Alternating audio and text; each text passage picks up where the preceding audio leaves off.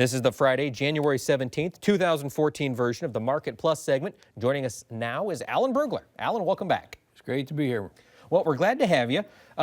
During the show, we didn't get a chance to talk about the cotton market, which did see a nice little rally this week. Talk to us what happened there.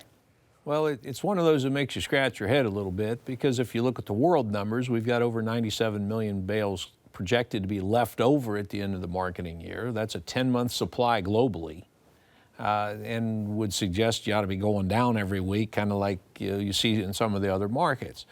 Instead, we've got a nice rounded bottom, and the funds have been adding long positions every week. It sort of smells like what one of my colleagues says, the markets can remain illogical longer than you can remain solvent. But there is a fundamental piece of that, and that is that much of that global supply is tied up in China, and the rest of the world still has to go out and buy cotton on the open market. Turkey's been a major buyer in recent weeks, and a few other countries. The U.S. carryout's not burdensome at 3 million bales, and so you've got kind of this window where farmers selling to the merchant. The merchant's hedging with short futures. The funds are buying against that selling, and the price usually follows the funds. So right now we've got a little bit of a rally going, and not necessarily done yet. I think we go another 2 or 3 cents yet. All right, so the funds are basically buying on the bet that China is going to continue to hold their massive stockpile. Yeah, and that'll be the thing that'll kill us, is if China really works actively to reduce it, and basically they're not likely to export cotton, but if they just quit importing cotton because they're trying to use it up, that will force a lot of cotton to find another home. Certainly, and it'll find other homes at cheaper prices. Most cases. All right. Now, we do have a couple questions from our Facebook followers and Twitter followers. And Galen Rems and I, well, after we've been talking about the January 10th reports, he's curious, how does the government crop report get generated, and do they consider carryover in the crop reports? Yeah, there's a couple different pieces to that. Let's talk about the production report first, because there's 2 different divisions working on this. First of all, NASS does the grain stocks and the crop production. The ERS division and the World Outlook Board does the projections about carryover and consumption. So let's look at NASA's stuff first. To do the crop production, there's two pieces. There's our objective yield plots, which are random plots that are measured out in farmers' fields, and they're measured by USDA employees at various times throughout the year. They do crop ear counts, and they do measure ear weights. When it gets to be time to harvest, they actually pull samples and send them to the lab. And then they supplement that, expand that with farmer surveys. All right, so you've got this physical data layer, and then you've got the survey layer. There were some holes in that back in October during the government shutdown, because the field people were taking samples of nice 25% moisture corn, sticking it in a plastic bag, mailing it to St. Louis, and nobody was opening it. After a couple of weeks, that sample had to be thrown out. And that's, if you look at the Friday's crop report, you'll see that the farmer surveys were used to square up the data particularly in the states that were actively harvesting during that 19-day shutdown.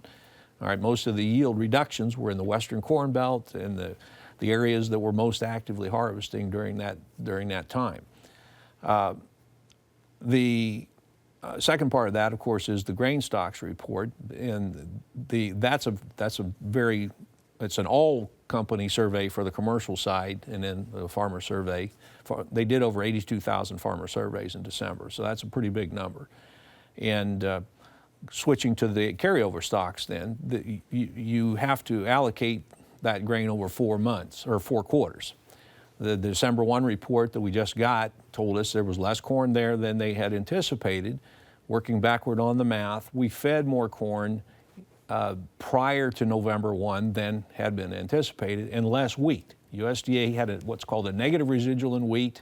They found back, if you will, 163 million bushels of wheat that they thought had been fed. Gotcha. But it turns out we fed corn instead. Mm-hmm. So the corn number was bigger, and the stocks number, of course, for December was smaller. So yes, they do consider carryover. They're very religious about what was old crop and what was new crop, and you didn't use new crop in the old crop slot, et cetera. So I think the numbers are pretty solid. The big question going forward, because there was probably some July and August corn feeding in this number is how much we're going to slow down the apparent rate of consumption as we go into the next 3 quarters. Okay. All right. Now, coming off of that, as you mentioned, the world supply and demand, Phil, in Ontario is a question. We're looking at corn at least a 5-year high in demand. At these prices, is that going to continue? Well, low prices cure low prices. That's a famous saying in the commodities market, and we are seeing that. The export demand is the most elastic. It's going to respond the quickest to a price change. It took the worst hit when prices were $7 and $8. We had a multi-decade low in corn exports last year, but they're responding quickly to this $4 corn. It turns out $4 corn works in a lot of rations where $6 and $7 doesn't. So I think you can continue to see export growth at this price level. Particularly because Brazil's crop is going to be smaller, they planted less acreage. As long as we don't get too big of a rally to encourage their second crop planting, the safrinha crop, we should continue to see more market share for exports. Ethanol consumption, of course, is somewhat limited by the RFS and adoption of more E15 stations and so forth. Feed use is going to be a slow thing to grow because we don't have the cattle. We talked about that in the show. And the hog industry is being held back by the PED issues. Right, and that brings us to our next question. Bill in Spirit Lake is curious, what is the impact of PED on pork supply and prices as we look out through the first quarter? Well, the problem is we don't know how many pigs we're losing. We're losing pigs. I've seen estimates anywhere from 2 million to 6 million head.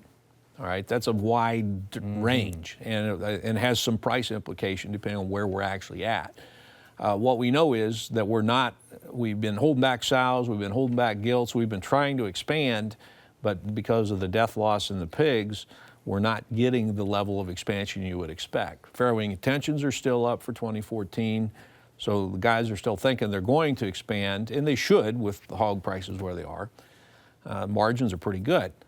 But it's definitely reduced the pork supply for the first quarter and second quarter from what we would have otherwise expected. And when you combine it with the tightness in beef, it's pretty supportive to hog prices. We see some support there. Now, before we let you go, Bob in Nebraska is curious, 2 months from now, is it likely or unlikely that we'll see corn or soybeans cash sales 40 cents higher than they are today?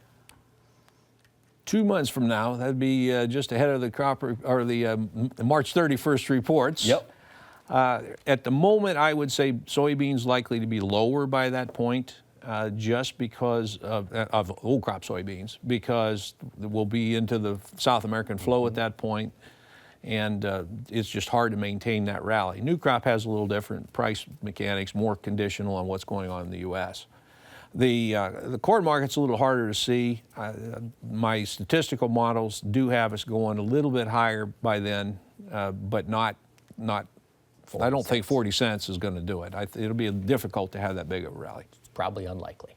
All right. Well, thank you so much, Alan. Appreciate you being with us tonight. You're welcome. Thanks to all of you for your questions via Facebook and Twitter. Please continue to send them in, and we'll continue to get expert analysis right for you. Thanks for watching, and have a great week.